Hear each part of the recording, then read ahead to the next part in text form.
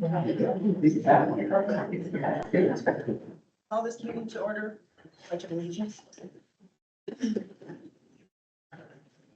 Allegiance to the flag of the United States of America and to the republic for which it stands, one nation, under God, indivisible, with liberty and justice for all.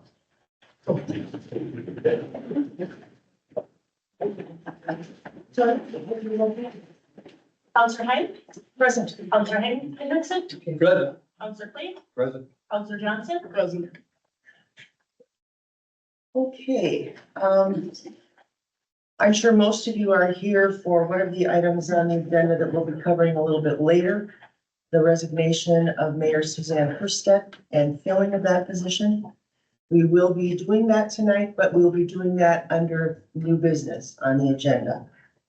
At that time, we'll also talk about the process that we have to follow based on state statute, which is the process we obviously will be following. A copy of the mayor's letter is back on the sign-in table for any of you that would be interested in reviewing it. We also did release that in a news release the day after Mayor Herstedt told us of her resignation, and our city administrator took care of that. But I also want to address some misinformation that was given out by one of the news stations. It was implied that the council met secretly and appointed me active mayor, and that simply is not true. Cities are required by state statute to have both a mayor and an acting mayor so that one or the other is always available to conduct city business. Mayor Herstedt served in that role under Mayor John Werner. And when he retired, or when he passed, and we appointed Mayor Herstedt in the role of mayor. She approached me, we discussed who should be active mayor. Now it is always someone that's on the council. And she brought my name forward to the rest of the council. It was discussed and voted on, and has been voted on every year since I was appointed in June of 23. So assuming we did something secret or wrong because of what the news put out there, simply, it's not a good place for all of us to be. You need to know what the truth is so that you don't think that we're doing things that we shouldn't be. All city business is done at an open meeting where every resident of Rice Lake is welcome to come. We do not meet outside of that. We do not discuss city business unless we are all together at an open meeting. To do otherwise would be illegal, and we would all end up in prison. And quite frankly, as much as I love Rice Lake, I'm not going to prison for it. And I don't think any of the rest of you would either. The last thing that I want to address in the update is that we have been made aware that some residents are looking for a letter that they claim was written by a resident given to the mayor and council regarding staff concerns. And we do not have such a letter, but we do have a letter that was given to me as part of the HR committee. HR committee is made up of me, Mayor Herstedt, and Tony Bloomdahl, our city administrator. That letter was given to me with concerns of staff, and I shared it with Mayor Herstedt and Tony Bloomdahl. We reviewed it, discussed it, and subsequently gave it to our city attorney for review, because there are things that are okay in the private sector that are not allowed in the public sector, and we needed guidance on that. So we discussed it with the attorney. The contents of that email are also back on the table.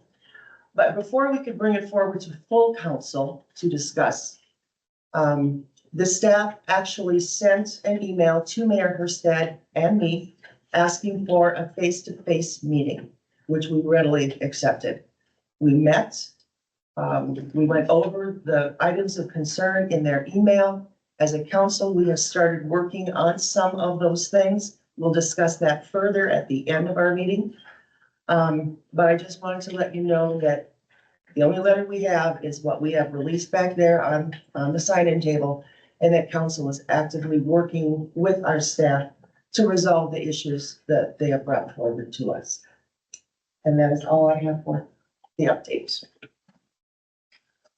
Commander Rash, you had agreed to come up and discuss some things. Yes, thank you, council. It's always difficult for me to address you and also the people behind me here, so maybe I'll just turn around as we're talking. Thank you. Last week at the there we go. Again, my name is Wade Rash. I'm a Duluth Division Commander for the Sheriff's Office. Last week at the Finance Committee, I made these remarks, and it was decided because of the benefit of having everyone here at the regular council meeting that I would make them again. And it's just regarding proper decorum in a public meeting such as this. On June 23rd, after the last regular scheduled meeting, there was conduct that the Sheriff's Office reviewed, primarily that occurred in the parking lot after the meeting. That was quite frankly, was just unacceptable. We want all people, all residents to feel comfortable to come to a meeting and leave without feeling harassed or threatened or exposed to conduct that is unnecessary. And so I hate to take on a teacher-like role, but I would like to just briefly read this disorderly conduct statute. I am not, we are not here as a sheriff's office to try to limit people's ability to speak, but and certainly voice their concerns, but it has to be done in the proper way, so as not to offend others unnecessarily. So with that, without further ado, disorderly conduct is a crime. Whoever does any of the following in a public or private place, including a school bus, knowing or having reasonable grounds to know that it will tend to create alarm, anger, or disturb others, or provoke an assault or breach the peace, is guilty of disorderly conduct. The first substatute is fighting. I think we all can understand. When we all start fighting, that would be a problem. But most appropriate here would be disturbs an assembly or meeting that is not unlawful in its character. That would be describing a city council meeting. So what could be disturbing mean? It could be engaging in offensive, obscene, abusive, boisterous, or noisy conduct, or an offensive, obscene, or abusive language tending reasonably to arouse alarm, anger, or resentment in others. So I'm sorry to take up our time to read the disorderly conduct statute, but some people were questioning what would be the ramifications of similar conduct as we saw in the parking lot at the last meeting, and that would be the answer. It would be a citation for disorderly conduct. I certainly hope that it doesn't have to come to that, but I did want to share in advance so that people weren't, I guess, surprised or blindsided by the fact that that we certainly want to enforce proper behavior and decorum for these meetings. Are there any questions? I'm good. Thank you Okay. very much. for Thank you. clarifying. Okay, we will move on to the consent agenda. We have executed claims from June 24th to July 14th, totaling $512,532.80. We also have 3 resolutions that we are going to look at. Resolution 25-16, authorizing application to MMB for sewer and water main extensions. Resolution 25-19, authorizing application to MMB for Regional Public Safety Center.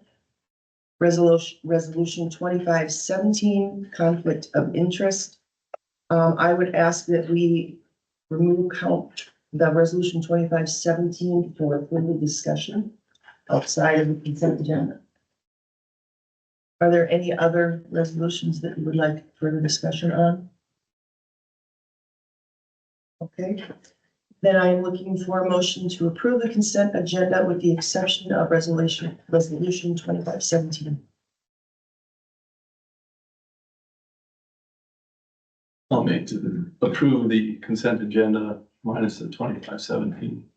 Do I hear a second? I'll support. All in favor, say aye.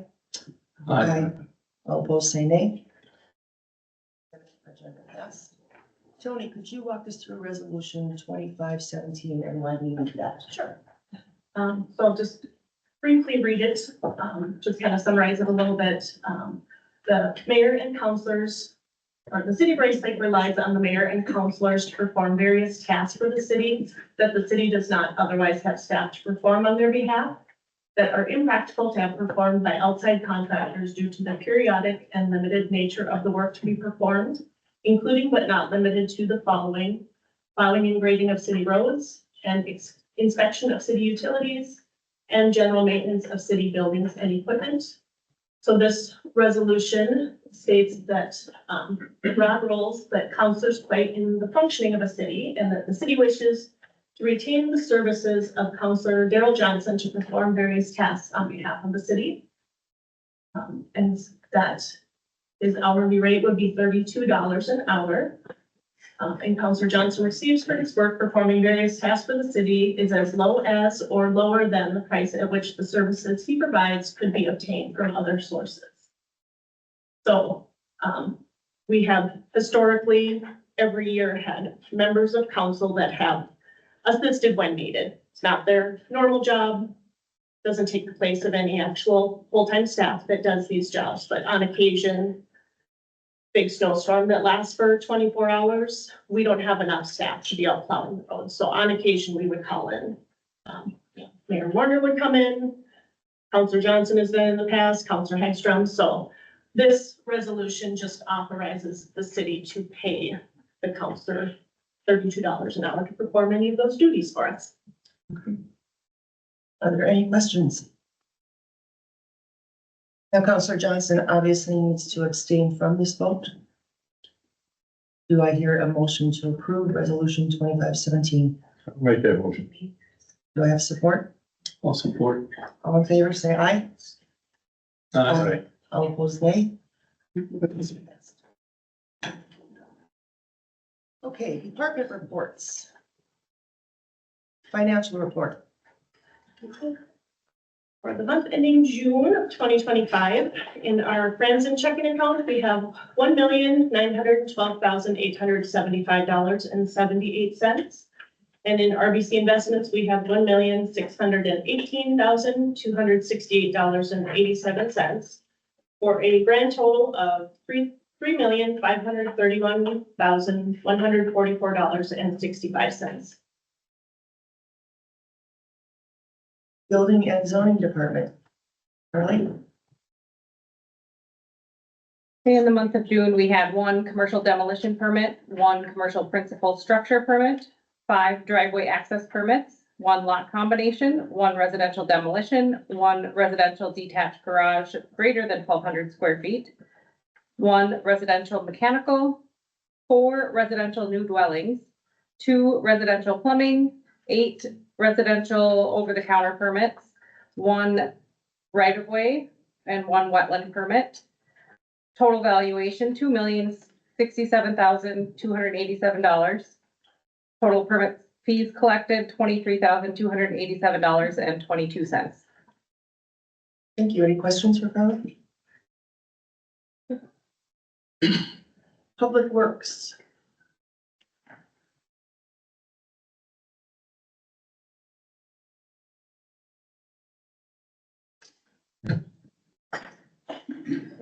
Road maintenance, parks and utilities for June 2025. Starting with road maintenance during the month of June, we were spreading gravel on the following roads and locations. Reed Road, we completed the section that was left unfinished from last year. We ran all the time, late in the fall. We completed the Eagle Ridge project.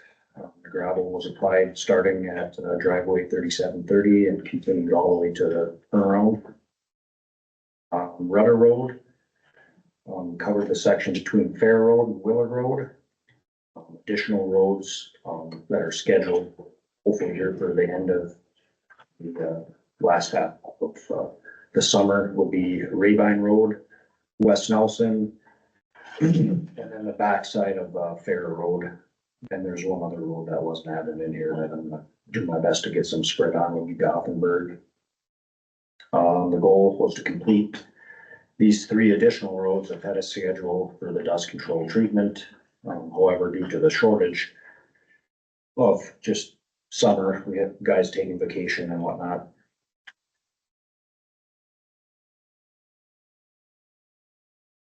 And the time constraints with just getting the schedule chloride or the schedule for the chloride with the contractor, the dust control was applied before the gravel could be spread on these other roads that were listed. Looking ahead, we will be focusing on ditching these roads, that will have the gravel put on, throughout the remainder of the summer. There's plans to complete, gravel placement closer to end of fall timeframe. Moving to park, we got, National Night Out is scheduled to be held at the city park on Tuesday, August 5th. Additionally, we are evaluating, repair options for the baseball field backstop on the fencing portion of it. The frost over the years has gradually pushed, upward each year, causing the backstop to move towards the infield. More information I'll be sharing on that, as we come up with a solution for it. Moving on to utilities. We're about halfway through the summer and completing the sewer lateral inspections for current sections of Chicago Avenue, Milwaukee, and First Avenue. The goal is to have this completed before the end of August, early September. As stated in previous reports, monthly reports, the replacement of the hydrant valve that was located on the corner intersection of Arnold and Nelson Road was a success. You guys did really well on that. If you have any other questions, like more details on the above items, you can always feel free to reach out. Any questions, Archie? I see after the fresh gravel was put on the Rudder Road, then it had been treated. Yep. Looks like it was treated. Yeah, so we finished that, I think it was last Wednesday, I think Tuesday or Wednesday is when that was finished. And then, this is same time frame that Reed and Eagle Ridge were done too, so I had held him off on them roads until we had finished them. And he had come back and did Eagle Ridge and Reed, and that one was missed. Same price tag? Or was that extra? Just the normal, normal is he would be spreading it, so. That's it. Okay, thank you, Shane. Yep. Fire department, Chief. All right, for the month of June, we had 23 calls for service. We had 16 medicals, 2 outside fire checks, 1 vehicle accident, 1 public service, 1 structure fire, 1 automatic fire alarm, and then 1 gas overcall as well. This coming Saturday, we have our Red Run 5K fundraiser. Again, the main basis behind that is to honor the legacies of Fire Chief Matt France and firefighter Randy Heedy. So after we finish the 5K, which starts at 9 a.m., then the Heedy Festival Kids Obstacle Course will follow that behind the fire hall. We have lots of really great raffle prizes again this year, and we're looking forward to another fun community event. And we appreciate all the sponsors in the community that donated their money for putting this event on. And then again, National Night Out, the fire department will be sponsoring the food, again, at no charge for anyone that's attending. We plan to have burgers, hot dogs, and chips, and then looking forward to seeing everyone there when we have fire trucks and some free handouts as well. Both those events are a lot of fun. I'm looking forward to them both. Yep. Any questions from Chief? Thank you. Animal control.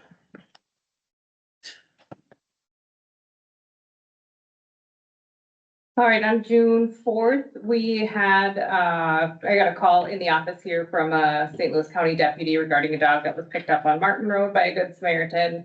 I went and picked up the dog from the resident, brought him to City Hall, posted on site. Deputy called back and made contact with the owner. Dog got home, no fines. This was a random situation. Police were involved, so we just let that go. June 4th, a cat was brought into Animal Allies. June 12th, a cat was brought into Animal Allies that was injured and passed away. June 13th, 2 puppies were brought into Animal Allies, again from Rice Lake and Martin Road. And then June 15th, another cat was found and brought into Animal Allies. Yes. Questions? Question? Sheriff's report.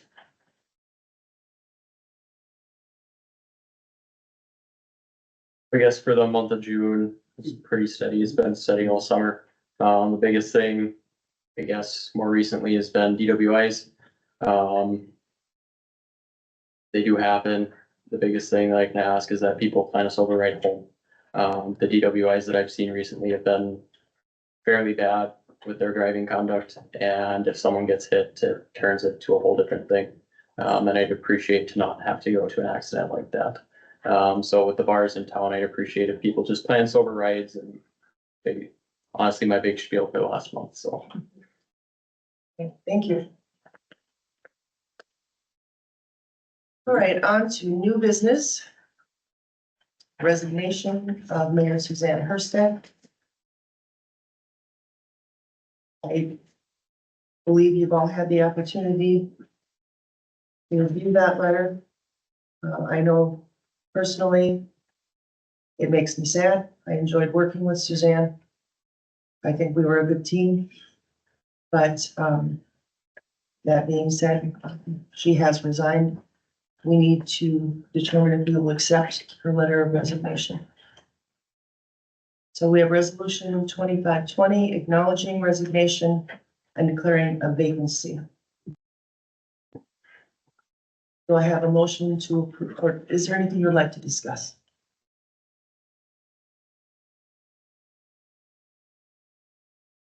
Okay.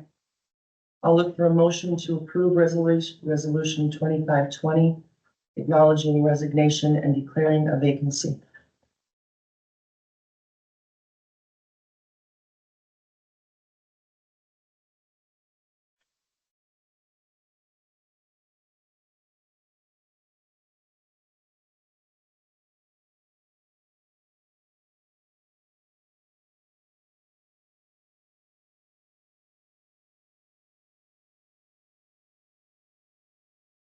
I will make a motion to accept the resignation in the resolution 2520 of the resignation letter from Mayor Herstead and declaring the vacancy. Do I have a second? I'll second. All in favor, say aye. Aye. Opposed, say nay. Letter of resignation is approved. Now, we need to fill that vacancy. As I mentioned earlier, I am the active mayor. I am not the mayor. So we need to fill that vacancy, and there is a process that we need to follow. First, we need to accept the resignation and declare a vacancy, which council just did. Then we need to fill the vacancy by a temporary appointment, being that she has 3.5 years left in her term. We need to put a temporary mayor in place until another mayor can be voted in by special election. That special election by state statute can be held no later than the next regularly scheduled city election, which in Rice Lake means no later than November 3rd, 2026. I know there have been many individuals that have requested an earlier election, earlier special election. We cannot do one earlier than November of 2026. That is the date state statute indicates, unless the city has an ordinance allowing that date to be changed. Rice Lake does not. We're a young city, we haven't experienced something like this before. So being that that is the case, the next election, unless we pass an ordinance, which isn't going to happen overnight, there's a process for that as well. The election will be November of 2026. Now, I, for one, personally support that. We have a new counselor. He's only been in office for 7 months now. Whoever council appoints as mayor will also have to be replaced, which means another new counselor. Counselor Johnson only has 2 years under his belt, if that. 18 months. Okay. And Counselor Quaid is the old timer. He's got 10 years. I've got 6. We're a young council.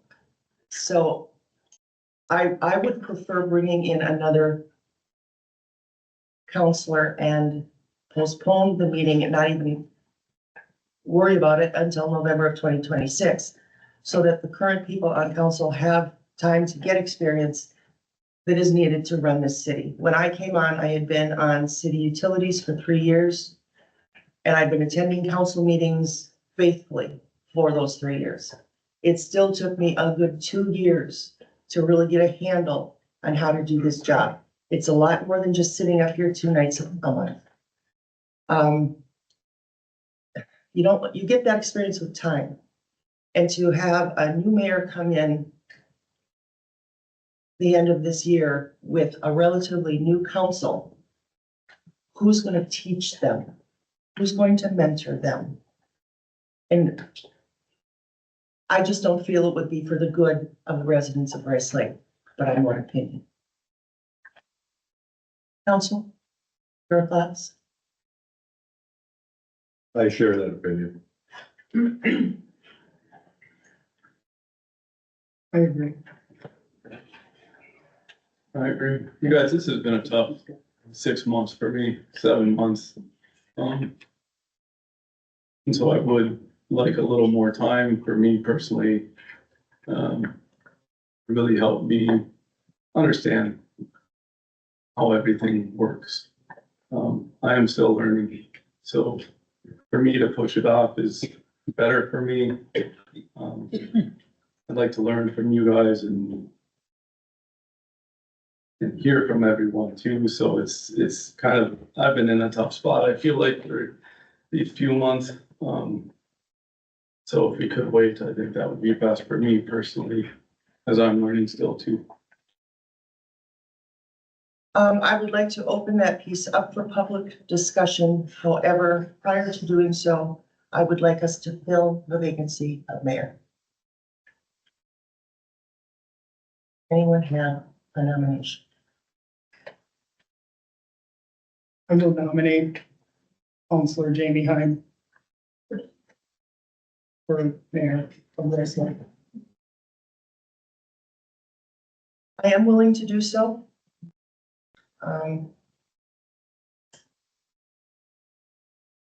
So I am willing if that is what council chooses.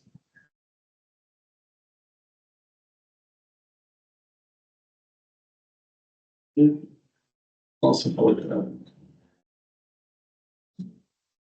Okay, I obviously will not vote. I will abstain. All in favor of appointing Counselor Heim as temporary mayor of Rice Lake, say aye. Aye. Any opposed, say nay. I accept. Okay, we are gonna take a brief sojourn while I move over there. And then we will be opening up public discussion on the date of the special election, that piece of the process. Give me a minute.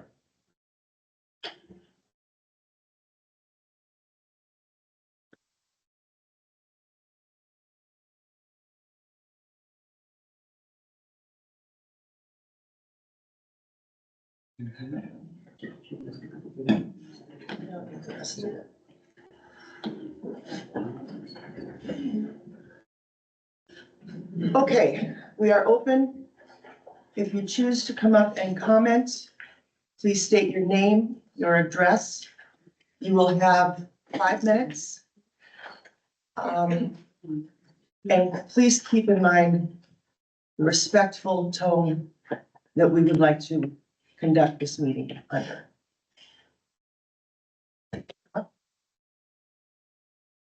Sylvia, 4210 West Calvary Road. When Counselor Johnson was appointed, you had 5 other applicants that were very good. There was some very good applicants. Are you saying that one of them could be put in that position? That will be up to council. That is actually something I was going to suggest. Okay, so you're talking about a special election. When is that? Are they going to be elected to that position? They will be appointed Appointed. and Okay, they will fulfill my term, which is ends the end of next year. okay. Thank you. You're welcome. Anyone else?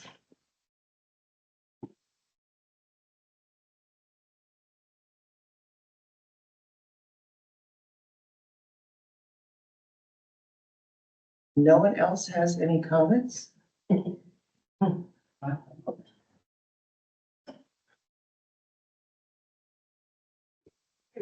In my defense, I was late. I don't know what we're talking about. You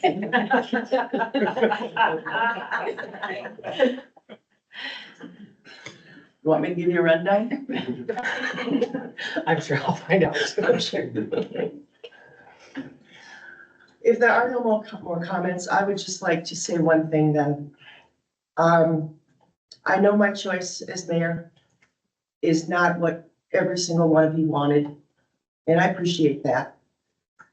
But I will do my darndest to do a good job. And if you have questions for me, please don't hesitate to come to me. If I'm not here, you do know where to find me. My business is pretty public. And I am interested in what you have to say. That being said, one last chance for public comment. Does it have to be in regards to that topic, or can I visit the resolution that you discussed earlier with conflict of interest? No, we will not discuss that right now. Thank you. Thank you, Tara. Okay. Next item on the agenda is council attendance at Hermantown Council meeting. I asked Tony to put this on the agenda. Last meeting, we talked about the fact that we may like to adjust how we run our meetings. I think Hermantown may have some ideas that we might want to take a look at. I plan on attending their council meeting next Monday, the 21st. It's at 6:30. I would encourage any other counselors that would like to go, feel free. The one thing I would ask is that no 2 counselors sit together at that meeting for appearance's sake. I don't want it to appear that we are discussing any city business when we are at their city meeting. And that way, Tony, do we need to post it as open meeting? We do, if there'll be more than 3 people in attendance, so. I cannot make that meeting. Next Monday? Think so. I'll let you know if you need 5 days for posting. Yeah, otherwise I can just post it tomorrow and then. Why don't you, then it's open, which means all of you are going to the Hermantown City Council meeting. I'm sure you're all gonna rush right up. Okay, Cooper Road approach. To approve resolution 2518, entering into cooperative agreement with St. Louis County for paving the approach on Cooper Road. Tony? Yeah, I can just kind of briefly go over the agenda item report there. St. Louis County is repaving Eagle Lake Road in 2026. And so what they normally do is they'll pave the first 100 feet on any abutting cross-section road, which helps reduce wear and tear on their pavement by that time. We have done some repairs to, a larger portion of Cooper Road, and so we would actually like to get that totaling up to 350 feet.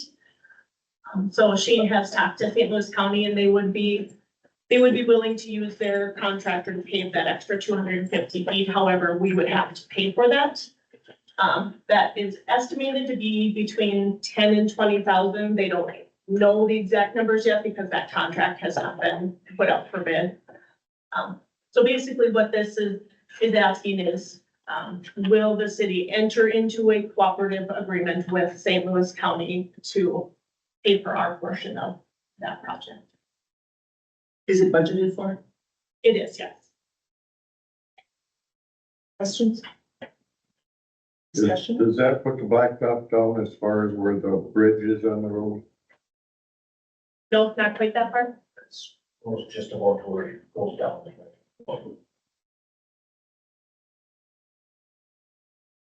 And the reason for the extension there? The main reason wear and tear falling, you can fall right up to the intersection being pushed around. I know the 100-foot thing works well for preserving the main artery roads. Perfect, oh, that's not gonna sound very good on the Fair Road, I can tell you that. Fair Road, which has been needing a going blacktop for years, isn't getting, so. That's a good point. It's much more expensive, it's a mile long, and 300 feet.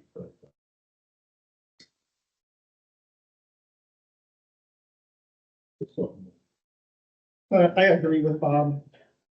If we were to do any additional paving on Cooper Road, we should go to the crest and down the hill, because that's where we get all our erosion on that hill and cars spinning the gravel back. I know that Shane has in his budget this year, he is gonna do a portion of Fair Road. And last year when we were discussing Fair, we're gonna do sections at a time, so we get it done. So we're not ignoring Fair Road. So I would say, Shane, have you thought of doing the hill on Cooper Road, and can we plan that into the following year? I know we don't wanna sit and pay, because we gotta maintain, but I do believe the hill on Cooper Road needs to be addressed also. However, St. Louis County is leading the way on this paving. And they do it at a cheaper cost when they have the highway heavy contractors out there. So this is cheaper to do in this project than it would be on Fair Road. Shane, can you come up to the podium and talk?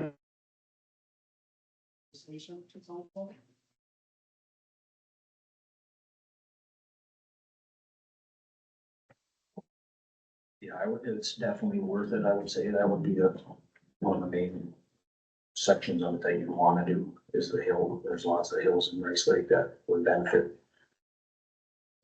massively to have hills done on them. I know since we've laid gravel on a lot of the hills, that's made a big difference also. Like when I first started, Luzerne, Kingston, there's a bunch of those roads that had hills that were barely even sprinkled, and there'd be washouts on them. So I think that's helped, but Cooper's, it still washes all the gravel because it's so steep. So it would benefit hugely from it. Shane, can you measure the hillside? And can we table this to the next meeting, or do we have a deadline on Cooper Road in the county? No, not necessarily. I agree to table it. What do you think of looking at Fair Road there too? If that's needed it for a while. Fair Road is coming this year. I think he's got it for 300 feet. And that is the worst stretch of it. Yeah, Correct. The east end of it is the worst.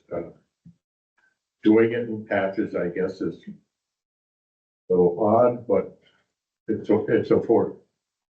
Cheaper without About laying it on the residents for assessment. Because the residents aren't fair. Have indicated they don't want it, if they have to pay for it.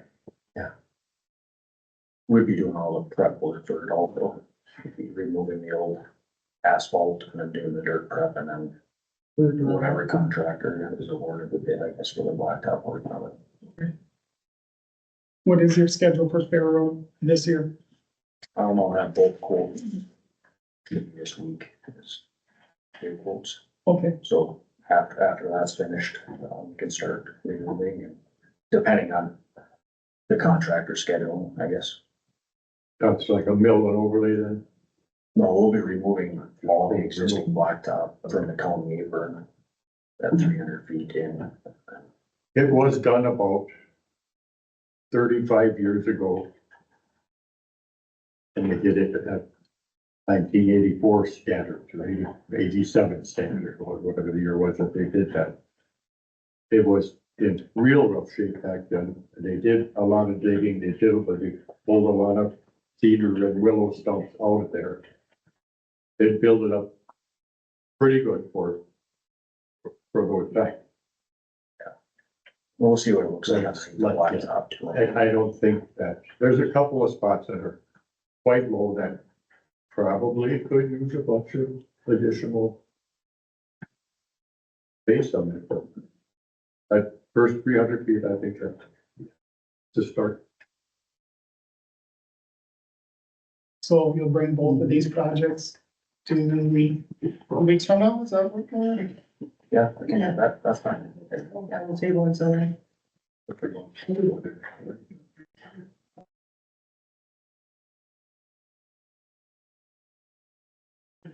All right, new flail more. Oh, I have a question, if you don't mind.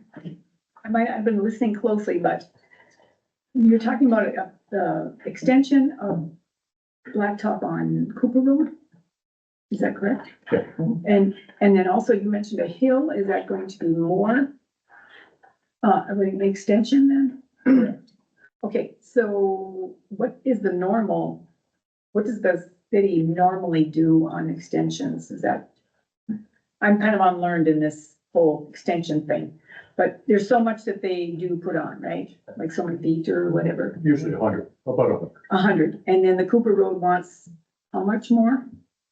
Shane will give us a measurement at the next council meeting, but I believe in the agenda, he is looking at an additional 200 feet to what the county provides, 100 feet, so that's a total of 300 feet, Shane? Looking at 250. 250, yes. Yeah, up to And then the hill that you mentioned, that needs to be done or He whatever? is gonna measure that and bring it to the next meeting. Okay, so I was just kind of wondering about the price and what we're paying for all the different roads, for the aprons and things on it. You know, if there was a set amount and how much that's gonna cost in the end, and do the residents pay for it on that road, or? You know, if the city has to pay so much, that's my question. If the city pays for part of it, it comes out of the road budget. Okay, thanks. But most of them are county projects. So yes, we are paid for it. It just comes out of a different. Got it. All right, so we will table the Cooper Road approach until next meeting, when Shane brings more information for us. Then we have the new flail mower purchase for roads department. Shane, this is you again.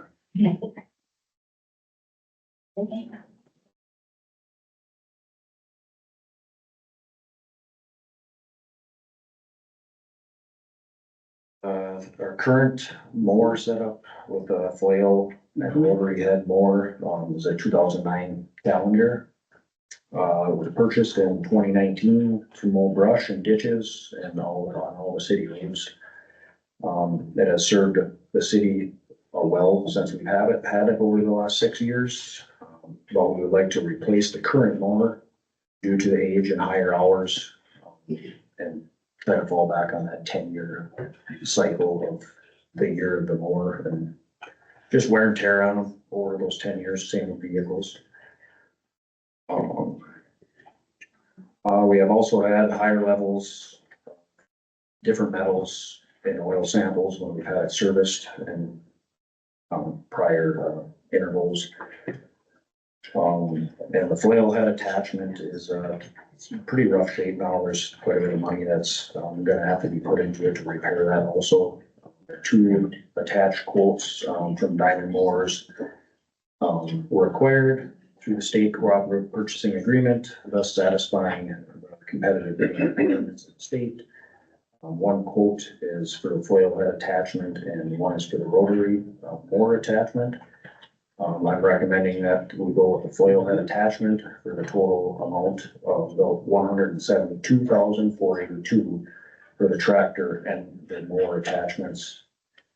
That be suggesting that we trade the current setup that we have. They are offering 34,000 for what we have currently. That is not for both heads. That's just for the flail head portion and the mower. That would bring the total purchase price down to $138,482. I do not have the final purchase agreement with me currently right now. So I'm requesting that council will just approve the NTA amount of $150 just to cover the title tax that will be needed or added. The final impact portion of this, council approved a budget of $100,000, and of the $100,000 I have in the roads new heavy machinery account for this purchase for the calendar year of 2025. Then approve the transfer of $75,000 surplus from the 2024 roads fund to this account. That brings this account to $175,000 total for 2025, which would be enough to cover the purchase price. Recommendations, approving purchase of a new foil mower from Diamond Mowers and not to exceed $150,000. Shane, when we purchased the mower in 2009, was it new or was it used? I believe that might have been used. It was purchased, obviously. Yeah, it was just purchased in 19. It was a 2009. Yeah. Oh, yeah, Yes. yeah, yeah, So it's 10 years old already. Yes. okay. Well, that makes sense. They have what, 10, 15-year lifespan? That's a machine that takes an enormous beating when it's out working. We've done a pretty good job the last few years of getting a lot of the bigger boulders out of the ditches, which has helped, which makes for safer travel all year round, of course. But especially for that machine, when you hear it come down the road and they're bouncing off the boulders, they take a whipping. It's already in the budget, right? So I'm more on your budget, actually, or you have enough money in your budget, so. Yeah, we had carryover from 24, we put into the heavy machinery budget and then added 100. So yeah, we had the money in the budget. And is this a factor that is it just not just solely a ditch mower, or can that be used for other projects? I mean, the way it was set up, it would be for ditch mowing. There's other ways you can outfit them, the different attachments. Okay. We'd be keeping the current, mower we had going, just, they're basically the same, they interchange, so both the diamond heads, so. There's a lot of repairs needed on the existing mower, so the time is now. I believe this new one is in stock. What's the availability? Late August, first week of September. So we can get out and use it and get the kinks worked out of it if there are any. Correct. I like that you're in budget. We don't have to go get a loan. I like carryover from last year, so good job with that. Any further discussion? Okay. Then I am looking for a motion to approve the purchase of up to $150,000 for the new flail mower. I'll make a motion to approve not to exceed $150,000 on the new flail mower. Do I have a second? I'll second. All in favor, say aye. Aye. Aye. Opposed, say nay. Pass. Okay, proposed ordinance 22 amendments. Tony, you want to take us through this? At a public hearing on July 17, 2025, the planning commission voted to recommend approval of the attached draft language to ordinance 22. Also attached is a letter that was received from a prospective short-term rental operator who are residents and business owners in Rice Lake. Offering up some alternative language considered for section 6.7A. Property owner must reside in Rice Lake or within 5 miles of the rental property for at least 6 months of each year. So the majority of the proposed changes in ordinance 22 are in reference to short-term rentals, which currently in our ordinance are not a permitted use at all. So the planning commission went back and forth over this a lot on just kind of different parameters that they could set up for this type of thing. I believe Carly took most of this language from neighboring communities or St. Louis counties, who enacted this a couple of years ago, so it's been worked in those communities. If you look at the draft language, I just want to scroll back up to that. The 6.7A,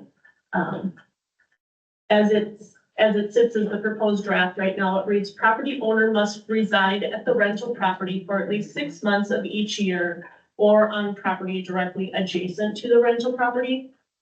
And even in mine and Carly's discussions, that really limits the people that could actually do this because most people do not own adjoining parcels.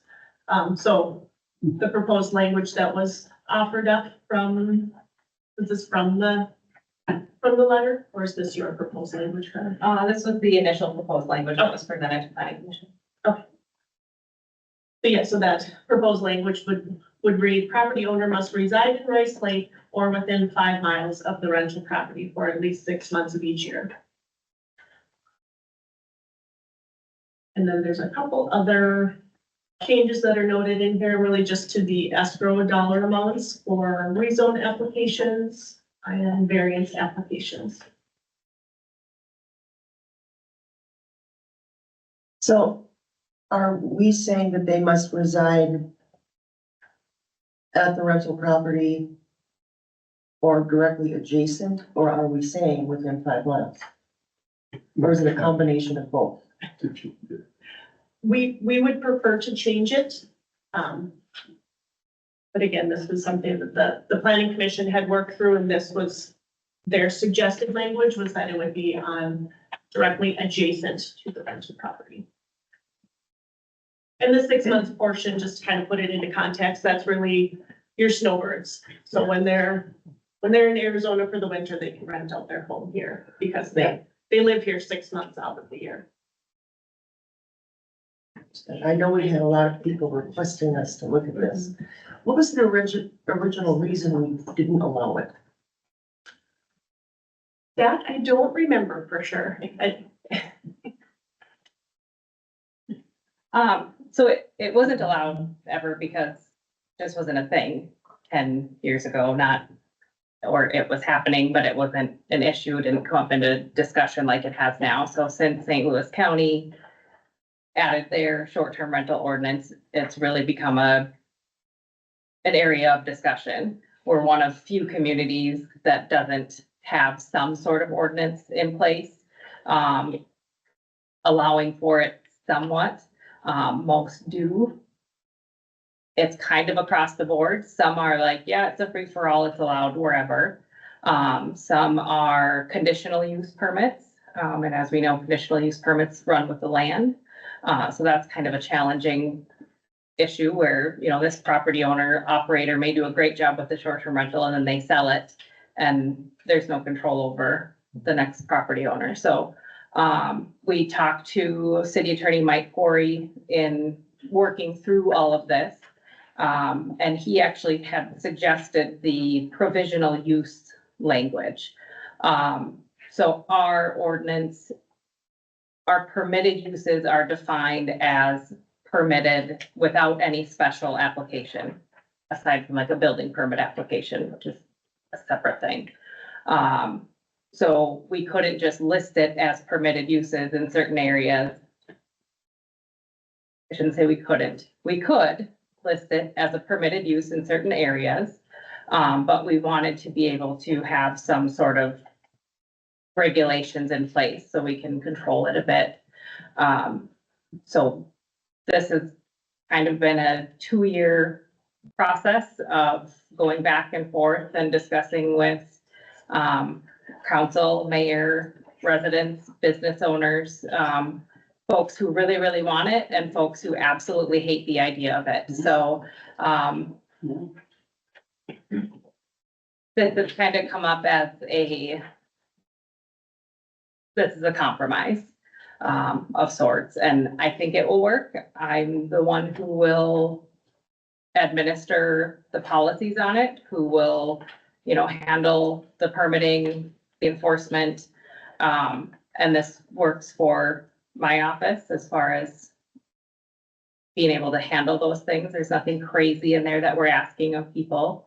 Really, it comes down to who's allowed to have them and how many we're going to allow. The number of 15 is written in there. That's kind of what we talked about here as far as administration goes. As of right now, what would be comfortable handling on an annual, every 3-year, however often basis to handle them. That number could change. You've seen we do ordinance 22 amendments a couple times a year sometimes. So nothing is ever set in stone. But the alternative language, it was brought to my attention after the planning commission meeting by these property owners that I've been in discussion with, and they actually happen to own some property in one of our mixed use areas, and they've been asking me about this for 6 months, 8 months.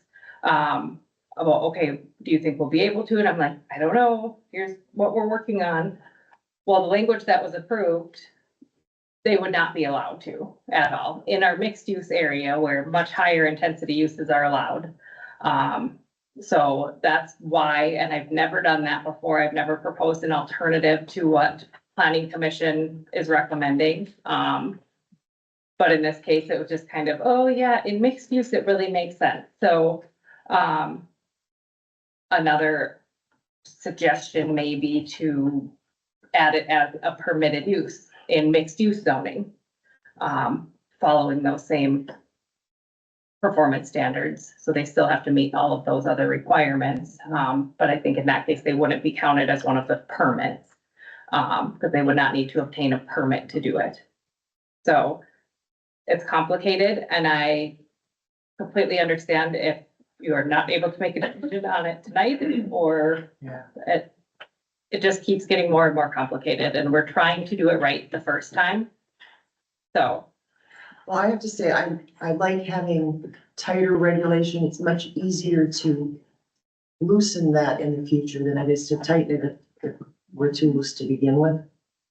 I don't think I would be in favor of changing permitted use in mixed simply because then we have no control. And I like to have control, especially on something new like this. Would you like us to table this so we have more time to think about it? Maybe bring it back to planning commission? I would, because I was gonna suggest tabling it just because it's my first meeting back and I haven't spent a lot of time with this due to all the other things that are going on. So I would support tabling this. Okay. I have questions for clarity, because this concerns me. So can I approach the podium? Yes. So what you're saying, or what the approval would be, I'm sorry, Tara Alshire, 4802 Arnold Road. And this is very specific to me and my business. When you talk about adjacent lots, obviously we're across the street, so would that qualify? And when, I've talked to Carly for years, under mixed use, you have hotels and motels, which I was always told that was kind of part of the permitted use. So now it sounds like that verbiage is changing specifically for this topic. Is that what I understand? Correct. Okay, so, to me, it just seems like it's when it suits the topic, changes are made for certain situations. So I'm just trying to basically understand. We've covered things before. I think it was, I don't know what meeting I was at, but we talked about, the Dollar General. It's like, everybody was up in arms, but they said, oh, well, this guy already owned this land and this was part of his permitted uses. And that's why he bought the property, and we can't just go back and tell him, oh, I'm sorry, you've owned this property, now we're gonna change it. So it sounds to me like that's what's happening to the mixed use people. I'm in a light industrial, which I know needs to be rezoned to mixed use if I was to do that, but there is no more light industrial, and that's been grandfathered into, and correct me if I'm wrong, mixed use. So I guess this just comes at, it's questionable. Why would we change mixed use now when it's a specific topic? I think that's why we are saying we will need to table this. Yeah, I Because would just there's like just clarity on that. there's too much to think about to make a decision tonight. So I I appreciate appreciate you bringing that up, Okay, because that is something we'll take a look at. I appreciate it. Thank you. I have a question. That's okay. I was at that meeting and they were talking about, this is about short-term rentals, is that correct? Yes. Okay, they were talking about short-term rentals not being longer than 30 days when they rent to someone, and then when she was talking about it, she said that people can be gone for 6 months. Or is that if they appoint someone to watch their property when they're gone? Yeah, I'll let Carly answer because she's actually the one. Oh, I'm sorry. Yeah. You must remember. So if you look at the ordinance and look at the definition, these are all things that are online available. You are welcome to call me. You come sit in my office. We can talk about it and I can help explain. Tara has done that. A short-term rental in our zoning ordinance is defined as less than 30 days. Period. I don't know where you heard less than 3 days. No, I That's said never, 30. okay, yeah, No, so, I was aware of that. Right. But then they're talking about the 6 months. So When if- people go south, they rent their house for 6 months to someone, or is that different? not necessarily. If someone chooses to rent their house for 6 months at a time, they don't need a short-term rental license. That's what I Because understood. their rent, because then it's over 30 days, so that is long-term rental. So I was just, we were talking That's a about different- that would be short-term, something I was just wondering where the different. 6 month guy. She was saying if somebody snowbirds and they Airbnb, Oh, okay. that's what she was saying as an example. Come sit down with me, so yeah, I'd be happy to go over it with you. Perfect. Okay, we are tabling this food, aren't we? Just to clarify, what would you like staff to do to bring back to you or to share with you, just so you can have information? I would like it to go back to planning commission and flesh it out and bring back a final proposal. I want the rest of you. I agree with you. Now let the planning committee take another look at it. I would say that any council member or mayor spend some time with Carly, just to share your views and talk it out. Before it goes back, just to make sure when it goes back, it comes back all kind of cleaned up. I'm certainly willing to do that. I don't have anything that'll be a short-term rental, but, this particular issue has always interested me. So I'll come and spend a little time. We can figure it out and bring it to planning. Okay, do we need to do anything more on that tonight?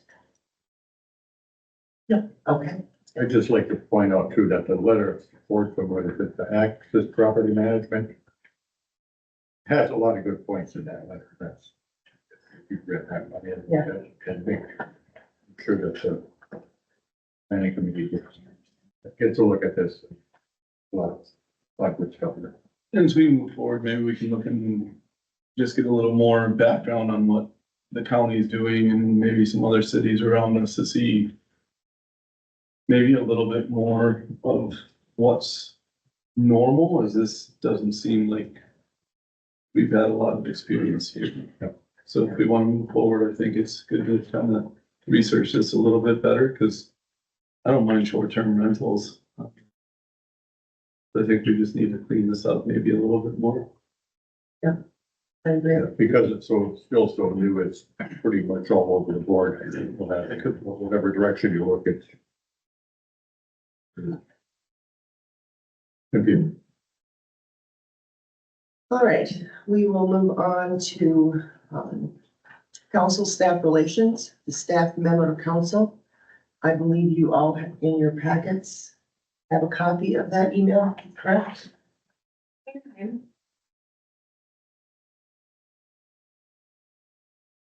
Yes. Sorry, just one thing that I noticed that I don't think, we maybe just didn't catch prior to or weren't sure where we were gonna be at. It's 2 days. So, the next planning commission meeting is on July 22nd. We did move it, to the 22nd, but with Mayor Hersted's resignation, we no longer have a council liaison on planning commission. So I don't know if that's something that we can add to the agenda and potentially look at doing, since there's not another meeting before our meeting on the 22nd, it feels to me important to have a counselor. I agree. I agree. Right, and just to clarify too, for council, so they know, the planning commission meetings are posted, so you are all welcome to attend those meetings as well. Because they're posted, they're a public meeting, you can attend. Again, we don't really want you sitting in the audience next to each other, so, because it's planning commission business, not council business, but you can certainly all attend those meetings. But yeah, I think that is a good point, that it would be helpful to have council liaison appointed. And I want to say, it does not necessarily have to be the mayor. Mayor Herstead was the liaison when she was a counselor and enjoyed it and continued on when she was elected mayor. So I'm open to anyone wanting to hop into that role.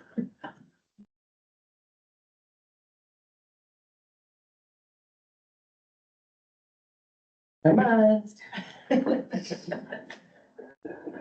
I can do that. Thank you. I think actually you'd be very good at that. Much better than I would be. So the next one's next Tuesday? Yeah.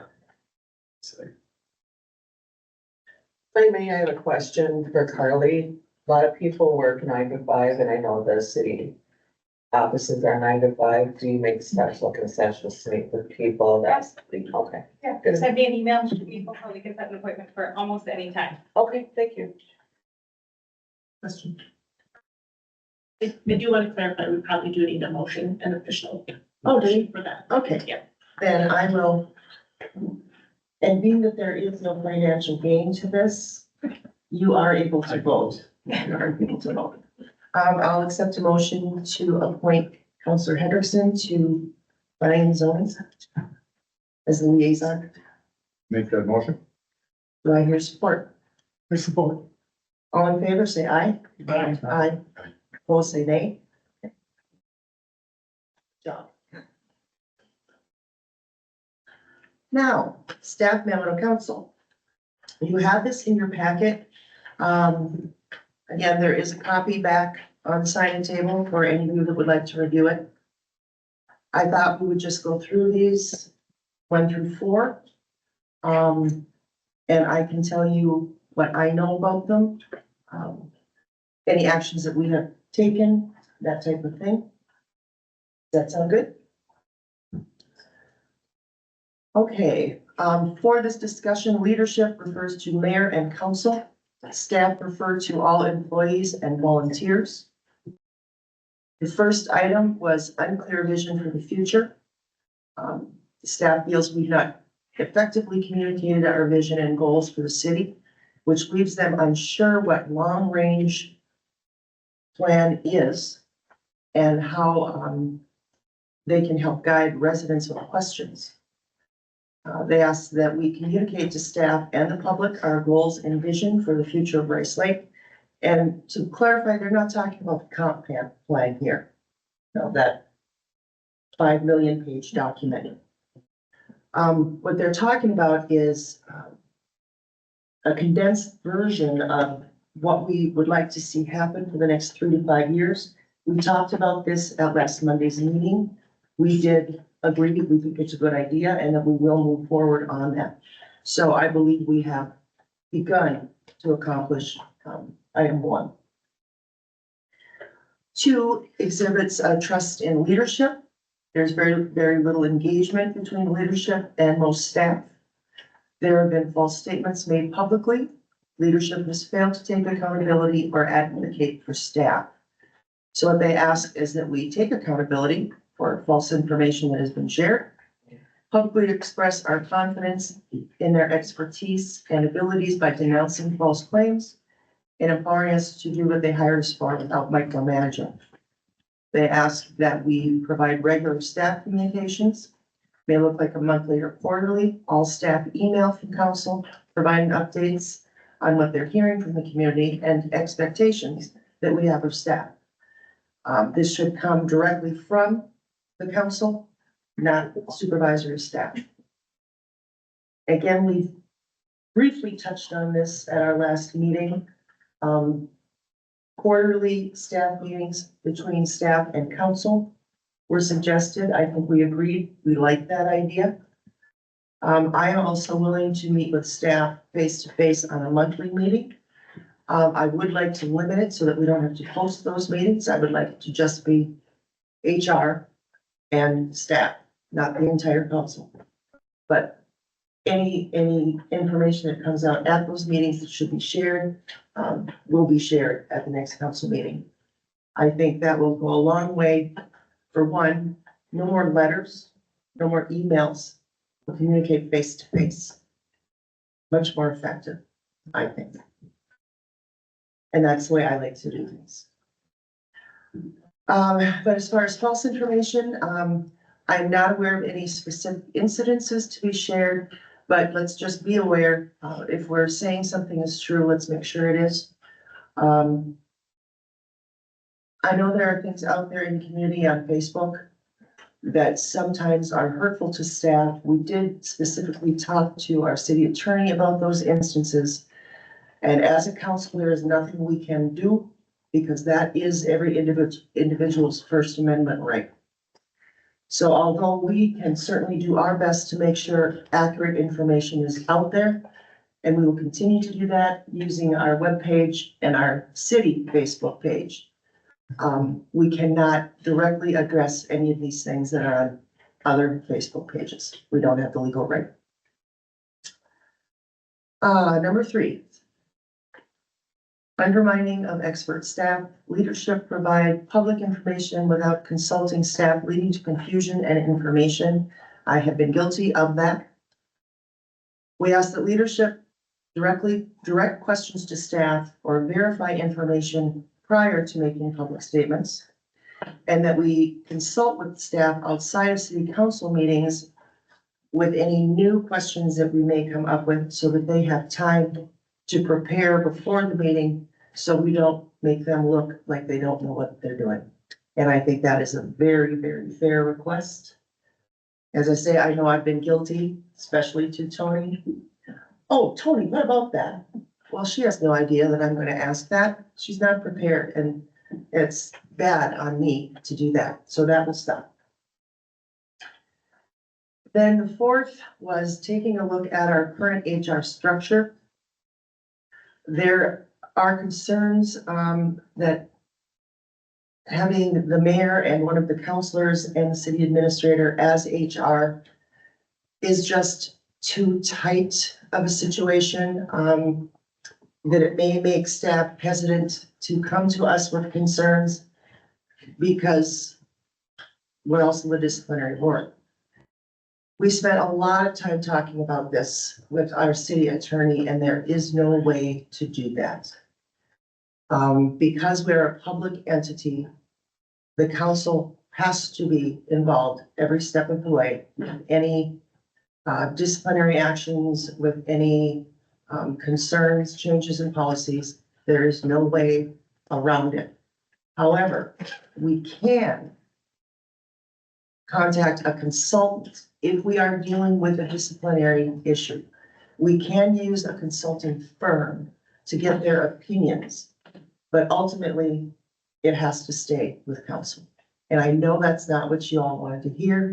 It's not what I wanted to hear, but our hands are tied by state statute and how to do that. So Tony and I will be looking for, what consulting teams are out there that we can utilize if needed. Right now, we don't have any issues with that. So any questions from staff on any of these things? And inputs on anything that I've shared? I just have a comment. I really hope all of you guys like working here, so, you know, if there's issues, I'd really love to see if we can't overcome those and make it a fun place to work. I mean, I would like to think that we should be able to enjoy where we work. So let's see what we can do to help that and make that happen. Okay, I totally agree. Okay. My screen just went black. I know there's one more item on the agenda. I believe it is the fire truck. Chief, you want to come and take us through that? We have discussed this Okay. at length in other meetings, so you do not need to go through the whole spiel. Just give us the numbers. Okay. So, we've discussed the project over the last two finance meetings. And ultimately, we've come to the conclusion that we discussed at, last Monday's finance meeting of awarding the contract to McQueen, for the Pierce apparatus. The only change from last meeting to this meeting is the discussed, addition for change orders or additional amount of money for change orders that may come up or equipment needs that may be needed, such as valving or hose or anything like that. And so that rounded the project up to $1,150,000. If we don't use that, that comes off the top, but it's just so that we don't have to keep coming back to council with more requests. So you've got a copy of the purchase agreement in your packet. The approximate time of build or from build to delivery is 32 to 35 months, which puts us out right at that 30-year mark for the truck that we're replacing. Beyond that, are there any questions from council that's come up in the last week? I have none. I think we've discussed this at length.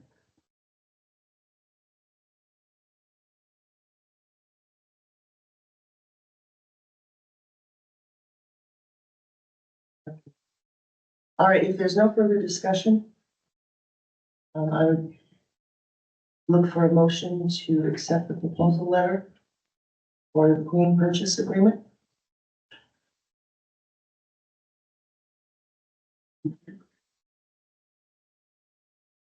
I'll make that motion to accept the purchase agreement, for the McQueen fire truck. Do I hear a second? I'll second. All in favor, say aye. Aye. Aye. Opposed, say nay. Purchase agreement is approved. Thank you. Okay, that's all we have for tonight, I believe. I've got one more question. I read someplace that, also on the Red Run, day of the Red Run over at the park, they're gonna have the obstacle course set up again? Yes. Yep, I think the time the red run finishes up is when the park opens up for festivities over there. Yeah, that was quite a hit last year, so it was a nice event. Bring the kids. All right, if that's all we have, I look for a motion to adjourn. So meeting adjourned. Thank you all very much for coming.